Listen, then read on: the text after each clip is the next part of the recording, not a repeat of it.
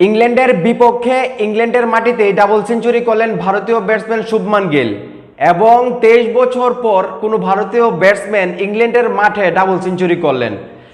বিরাট কোহলির পর কোনো ভারতীয় অধিনায়ক এই প্রথমবার বিদেশের মাটিতে ডাবল সেঞ্চুরি করলেন এবং যেটা জানা যাচ্ছে এশিয়ার ভিতরে প্রথম অধিনায়ক হিসাবে শুভমান গিল বিদেশের মাটিতে বা ইংল্যান্ডের বিপক্ষে ডাবল সেঞ্চুরি করেছেন। তো শুভমান গিল কত একজন ভালো ব্যাটসম্যান সেটা আসলে নতুন করে বলার কিছু নাই। উনি কিন্তু প্রত্যেকটা ম্যাচেই নিজেকে অনেক উচ্চতায় নিয়ে যাচ্ছেন এবং অনেক ম্যাচ জয়ের কারণ হচ্ছেন। তো এখন এই মুহূর্তে যারা ভিডিও দেখতেছেন আপনারাই বলেন শুভমান গিলের এই যে কীর্তি বা এই যে অর্জনটা এটা আসলে সত্যি প্রশংসা পাওয়ার যোগ্য কিনা, তো অবশ্যই কমেন্ট করে জানাবেন। এবং আমাদের বাংলাদেশের ব্যাটসম্যানরা কবে যে শুভমান গিলের মতো বিদেশের মাটিতে বা দেশের মাটিতে এরকম ভালো ক্রিকেট খেলতে পারবে সেটা আসলেও পারবে কিনা সেই বিষয়টা কমেন্ট করে জানাবেন।